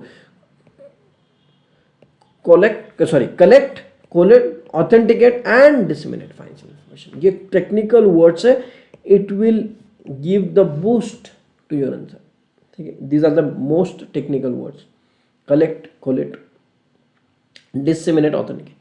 ठीक है, the purpose of such collection, collation, authentication, dissemination of financial information of data is to facilitation swift decision making in the resolution proceeding। ठीक है, IBBI oversees the function of IU। ये तीनों line में, ये तो line common ही है अपना, ये तो कोई भी क्वेश्चन आने दो सब में वही लिखना है। आईपीए का क्वेश्चन आने दो, आईबीबीआई का आने दो, आईयू का आने दो, स्टार्टिंग में एक लाइन फिक्स हो गया, इंट्रो वाला, सेकंड इंट्रो का लाइन फिक्स है। तीनों के इसमें एक कॉमन लाइन आने वाला है, कौन सा? IBBI oversees the functioning of such IU, और अगर क्वेश्चन IU का है तो IP का है तो IP, और थर्ड IPA का है तो IPA. बात खत्म, एकदम easy. Then has framed the AA, IU और IPA, ये तीनों में से कोई भी क्वेश्चन आएगा तो उसमें वो लाइन कॉमन डाल देना. Then are regulated as amended, हो गया. Obligation and obligation of IU, क्या क्या IU के काम क्या है, फंक्शंस क्या है, ऑब्लिगेशन क्या है, ड्यूटीज क्या है, वो सब कुछ. Create and store financial information, NESL, accept electronic submission of financial information from person who are under the obligation to submit financial information. मतलब बैंकर्स को सबमिट करना है ना रिकॉर्ड, ठीक है, आपको तो सिर्फ वेरीफाई करना है. बैंकर रिकॉर्ड अपडेट करेगा कि पवन शर्मा का मेरे पास 100 रुपये का लोन आउटस्टैंडिंग है, फिर मुझे ईमेल आएगा, देख भाई NESL बोलता है मुझे कि जो कि IU है वो बोलता है देख पंजाब नेशनल बैंक ने बोला है कि पवन शर्मा का 10,000 का लोन आउटस्टैंडिंग है, do you want to confirm. तो मैंने बोल दिया यस आई कंफर्म, उसका फॉर्म भर दिया. सो मैंने क्या कर दिया, ऑथेंटिसिटी दे दी, तो वो क्या हो गया, it's a proof of debt, proof of debt, proof of debt. Accept in specified form and manner electronic submission of financial information to meet such minimum service quality standard. Get the information received from various person authenticated. Provide access to financial. एकदम basic चीज़ है, ठीक है. अभी अपना एक बार मैं आपको, तब भी मैंने आपको बताया था, एक बार बता भी देता हूँ वापस. NESL, national e governance services limited. देखो अबाउट अस क्या बोला है, welcome to NESL information utility. What is information, IU, ये IU है ना, व्हाट इज इन्फॉर्मेशन यूटिलिटी, वो लिखा है. यानी डिटेल्ड में समझाया है when you are doing this part B of CRI, ठीक है. But there are few students, मुझे कल मालूम पड़ा है, ठीक है, अपने पास के तो सब है ही, but there are few admission जिन्होंने CRI किसी और के पास से किया है, but for part B, but for third group they have taken my admission, ठीक है, मतलब यूनिक का एडमिशन. अभी उनके लिए तो भाई साहब लाइन बाय लाइन पूरा कंप्लीट करना इज इम्पॉसिबल, क्योंकि वी आर अंडर अजम्पशन कि हमने पहले ही कॉम्बो पहले ही बोला है कि you do both the subject with us, क्योंकि हमने वही लाइन बाय लाइन वापस पढ़ाने में कोई अर्थ नहीं है. बैड लोन रेजोल्यूशन, ये सारी चीज़ें हमने बोला है. देखो IBBI को लिंक है वो तो ठीक है. ये देखो क्या बोला है, NEC is the India's first IU and is registered with IBBI under the aegis of IBC 2016. ये हमने एग्जैक्टली देखो वही चीज लिखी है, मन से कुछ नहीं बोल रहा, देखो सब आपके सामने लिखा है. लोग मैं कितने सारे बोल देता हूँ सिर्फ IBC पे पढ़ना है बोल के पढ़ लेंगे, IU क्या है ये सब पढ़ लेंगे, उनको ये भी नहीं मालूम रहेगा कि एक्चुअल में IU है क्या और करता कौन है, क्या काम है उसका. बहुत सारे स्टूडेंट्स आपको बता दूंगा, अरे फैकल्टीज भी बताते नहीं, कितने सारे मैं बता दूं आपको कि उन्होंने पूरा सब्जेक्ट पढ़ा दिया, उनको IU क्या है रियलिटी में उन्होंने देखा भी नहीं रहेगा, ठीक है, ऐसा बताया भी नहीं रहेगा कि अरे बाबा ये NESL है, ऐसा ऐसा काम आता है, या आपको देखो ईमेल में आया रहेगा चेक करो, ये चीज़ें एक्चुअल में कोई नहीं बताता है. और उसको समझते नहीं, उसको लगता है कुछ तो बोल रहे सर, वो कंसेप्ट में रट्टा मार के एग्जाम में मार्क लेके आना, लिख देंगे बस बात करना. अरे ढोकले प्रैक्टिस में क्या करेगा फिर, क्या बोलने का. अभी practical approach, there are very few, genuinely speaking, not to say anything against to any faculty, मतलब मेरी उतनी औकात भी नहीं है किसी के बारे में कुछ बोलने की, बट ऑल ओवर इंडिया में जितने फैकल्टीज पढ़ाते हैं, मेरा तो सबसे एक ही रिक्वेस्ट है भाई, चाहे आप कोई भी सब्जेक्ट पढ़ाओ, चाहे आप कोई भी लेवल पर पढ़ाओ, but it will give you the best result only if you are correlating it with the practical approach, मतलब theory plus practical, and it gives the result, no doubt about it, ठीक है. क्योंकि हमारे साथ में actual में ऐसे हुआ है, when we are into practice as a chartered accountant practice, that time there are so many incidents where we recall what we did in the classes. जब वो पॉइंट रिलेट होता है तो वहाँ पे लगता है यार ये इतना थोड़ा सा अगर प्रैक्टिकली बताया तो आज कितना हेल्प हो सकता था. Again we have to study so many times, and this happens, actually it happens when it comes to Companies Act, when it comes to IBC Act, बहुत सारी चीज़ें, GST है, सर्विस टैक्स, वैट, तो पहले चीज़ें थी, बहुत सारी चीज़ें, ठीक है. अभी ये तो डेफिनेशन है, की डेफिनेशन है, चैप्टर ओवर भाई. अभी क्या है एक्ट का, क्या लिखा है भाई साहब, सेक्शन 3. जनरली हर एक्ट में सेक्शन 2 इज द डेफिनेशन. हाँ आपने बताया था कि 3 रिमाइंडर्स डेटर को आते हैं, yes. Other after that it is assume that you you have accepted the amount which is reported by the bank, वो भी राइट। अच्छा, की डेफिनेशन अभी मालूम है आपको, बोर्ड क्या है, बेंच क्या है, बायलॉज क्या है, चार्ज क्या है। देखो बाय बेंच मतलब बेंच ऑफ डबल है, ये एकदम बेसिक चीज़ है, ये आप गो थ्रू कर सकते हो, इसमें कोई लर्न करने की जरूरत नहीं है, ना ही आपको डेफिनेशन पूछा जाएगा, just for the sake of understanding जो कि आपको ये वर्ड्स आगे आने वाले, so you should be clear with the definition part, nothing else. ठीक है, तो अपना वो दिन 1.25 घंटा हमने कुछ लिया था, आगे 1.5 घंटा कुछ लिया था हमने, 1.5 पौने 2 घंटा कुछ, राइट। मतलब कल ही दोपहर को लिया ना हमने, और आज ये एक हो गया। मतलब हमने 2 घंटे का टारगेट रखा था, 2 से 3 घंटा हो गया अपना, 3 घंटा टेंटेटिव, 2.5 से 3 घंटे में हमने चैप्टर 2 कंप्लीट कर लिया।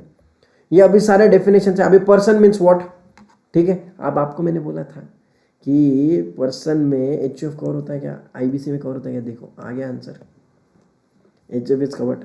मैंने पूछा था आपको कल क्वेश्चन कि वेदर दिस इज कवर्ड और नॉट, देखो आ गया क्या, पर्सन की डेफिनेशन में देखा क्या आपने, पर्सन के डेफिनेशन कवर्स एचयूएफ।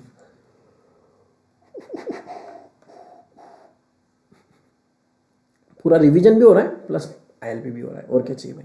डन। अभी सिक्योर्ड क्रेडिटर मतलब क्या, ट्रांजैक्शन मतलब क्या, ट्रांसफर मतलब, फाइनेंशियल सर्विसेज मतलब क्या, वो सब कुछ आ गया। डेट आ गया, डिफॉल्ट आ गया, फाइनेंशियल इन्फॉर्मेशन जो आयु रिकॉर्ड करता है वो क्या क्या है, वो सब कुछ, record of debt, record of liability, record of asset, record if any instances of default, तुमने पहले कोई बैंक में डिफॉल्ट किया था उसका भी रिकॉर्ड रखेगा, record of balance sheet and cash flow and such other information. आयु क्या है, ठीक है। ट्रांसफर ऑफ प्रॉपर्टी, ट्रांसफर, और कोई इंपॉर्टेंट है क्या, आईपी आपको मालूम हो गया, आईपी मालूम हो गया, फाइनेंशियल सर्विस रेगुलेटर आपको मालूम हो गया, सेबी वगैरह सब कुछ। फाइनेंशियल इंस्टीट्यूशन मतलब आपको मालूम है बैंक, अभी बजाज फाइनेंस क्या है, वो फाइनेंशियल इंस्टीट्यूशन ही है। कोर सर्विसेज मतलब क्या, आगे और क्या है।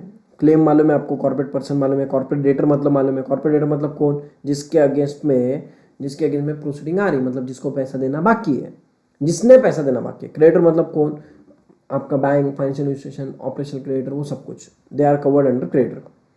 नेक्स्ट क्या, कॉर्पोरेट गारंटर मालूम है, मैंने आपको बता दिया कॉर्पोरेट गारंटर कौन है, मतलब का रिलायंस कंपनी लोन ले रहा है और मोटा भाई गारंटर दे रहे, तो कॉर्पोरेट गारंटर हो गया। डिस्प्यूट मतलब क्या, existence, amount of debt, quality of goods और सर्विस, ब्रीच ऑफ रिप्रेजेंटेशन। इसके बेसिस पे आप प्रोसीडिंग्स कर सकते हो। कॉर्पोरेट एप्लीकेंट मतलब कौन कौन है, कॉर्पोरेट एप्लीकेंट आइदर कौन कौन है, कॉर्पोरेट डेटर और मेंबर और partner of corporate debtor, individual who is in charge of managing the operation, person who has control of supervision. Basic चीज़ें लिखी है। डबल ए क्या है आपको बोल दिया है, कॉन्स्टिट्यूशन डॉक्यूमेंट आपको समझ गया है। फाइनेंशियल क्रेडिटर का डेफिनेशन वगैरह लिखा है, बाकी कुछ नहीं।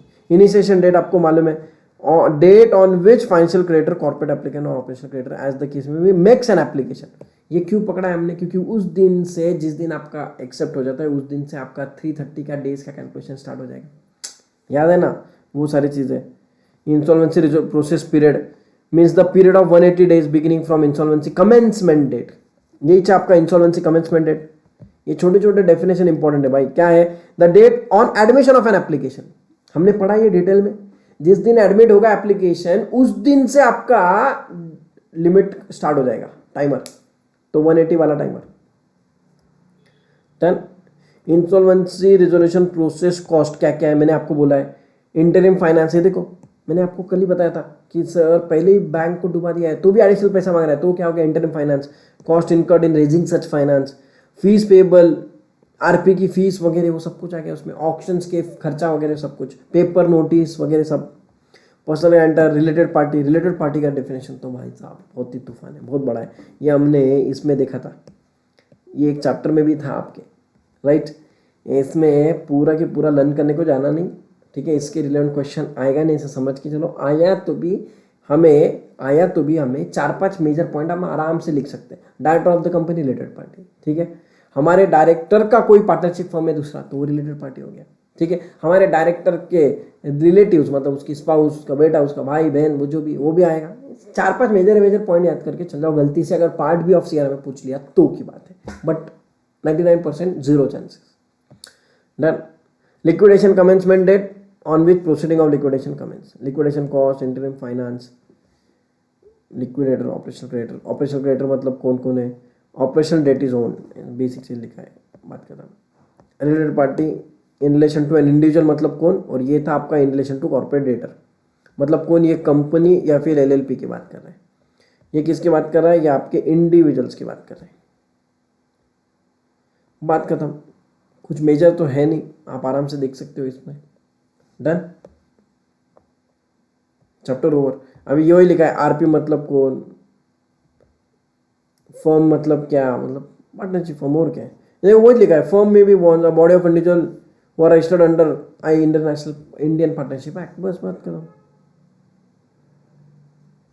बेसिक चीजें आप एक बार गो थ्रू कर सकते हो फॉर द डेफिनेशन पार्ट। ठीक है, मेजर काम था अपना चैप्टर 2 कवर करना। चैप्टर 2 अपना खत्म हो जाता है आयु तक, उसके बाद में सिर्फ डेफिनेशन दी है। ये सेम डेफिनेशन आपको पार्ट बी ऑफ सीआरएम में भी थी और आईपीए में भी, आईएलपी में भी है, राइट। तो हमने सेकंड चैप्टर में क्या क्या इंपॉर्टेंट देख लिया। सेकंड चैप्टर में हमने इंपॉर्टेंट देखा इंसॉल्वेंसी मतलब क्या, बैंक्रप्सी मतलब क्या, लिक्विडेशन मतलब क्या। ठीक है, फिर बाद में अपना कमिटीज का बेसिक, उनका पास्ट हिस्ट्री क्या था, pre IBC era and reports of committee and IBC के बेनिफिट्स, वो क्वेश्चन। फिर बाद में आईबीसी का इंट्रोडक्शन पूरा कोड का, फिर ऑब्जेक्टिव्स ऑफ आईबीसी हमने देखा। Then we shifted to features of IBC, वो हमने बहुत बड़ा था, वो कंप्लीट करने में अपने ऑलमोस्ट 17 पॉइंट्स थे, जो सबसे बड़ा डिस्कशन चला अपना, क्योंकि उसमें सारे आगे के चैप्टर्स का पूरा जूस है। Next we did institutions under IBC. There are IBBI, IP, IPA and IU 4। ठीक है, और अपना ठीक है, आईबीबीआई था, आईपी था, आईपीए था, आईयू था, सॉरी हाँ, और अपना सॉरी ये अपना है डबल ए। पांच थे, आईपी, आईपीए, डबल ए, आईबीबीआई और अपना और कौन सा रह गया रे, हाँ आईबीबीआई। खत्म, 5 ही थे major, IBBI, IP, IPA, double A, IU. बात खत्म, 5 डन। फिर उसके बाद में आपके कंसेप्ट थे खत्म, done. Today we have taken almost 1 hour 16 minutes 46 seconds, मतलब ऑलमोस्ट एक सवा घंटा में हमने कंप्लीट कर लिया पूरा। डन, चलेगा। Good day, take care, bye bye. अभी अपना चैप्टर 3 हम चालू करेंगे। ठीक है, ऐसे ही फटाफट खत्म मेरे। टारगेट हमने रखा है मंथ एंड का, ILP we have to close anyhow. ठीक है, मतलब बाय जैन एंड आप साइड बाय साइड देख ही रहे हो पार्ट ए के lectures, part A of CRI. So June end तक आप 200 मार्क्स से फ्री हो जाओगे, मतलब सीआरआई भी प्लस आईएलपी भी। डन, हमारा ये टारगेट है। बाकी सब्जेक्ट्स आपके चल रहे हैं, जैसी जान तक आपके बाकी सब्जेक्ट से भी आप फ्री हो जाओगे ना। अरे जैसे आपके काजल मैम के 2 सब्जेक्ट है, उसमें से आप एक सब्जेक्ट से फ्री हो रहे हो आगे जैन एंड में। अच्छा, आपके बाकी अब्बर सर का एक सब्जेक्ट है, मोदी सर का एक सब्जेक्ट है, उसके बाद में सोमिल सर का एक सब्जेक्ट है। इन 3 में से एटलीस्ट 1-2 तो सब्जेक्ट से फ्री हो जाओगे। मोदी सर का, अब्बर सर का तो सब्जेक्ट छोटा है, वो आई गेस वो तो जल्दी हो सकता है, वो हो गया रहेगा, उधर से फ्री हो जाओगे, राइट। कल क्लास होगी, यस टुमारो मॉर्निंग क्लास, नहीं सॉरी टुमारो संडे ना, हाँ दोपहर को ही लेंगे अपन, टुमारो संडे। मैं आपको अपडेट कर दूंगा टाइमिंग, ठीक है। पॉसिबल हो गया तो सुबह अब ना काजल मैम का टाइमिंग वगैरह क्या है, मैं एक बार अपने ग्रुप पे डिस्कशन करके फाइनल करके विल टेक, डोंट वरी।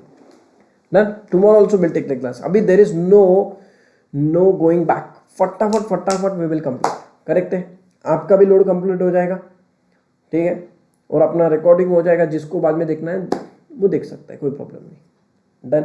अरे there are few students who are coming for recording directly, तो बेटर है कि आपके साथ मेरा लाइव भी हो जाएगा और उनको रिकॉर्डिंग भी दे देंगे एक साथ, जिसको जब करना है कर लो। डन, चलेगा। आई होप मज़ा आ रहा है। 2 चैप्टर हो गए, देखते देखते आईएलपी के। चैप्टर 1 को तो हमने एक सेशन लिया था, एक इंट्रोडक्शन का लेक्चर लिया था। चैप्टर 2 के 2 ले लिए, पहले डिटेल में पढ़ा भी और अभी रिवीजन भी हो गया और एक एडिशनल सब्जेक्ट भी हो गया। और क्या चाहिए भाई, चलेगा। Good day, take care, bye bye. Closing down the link, मिलते कल।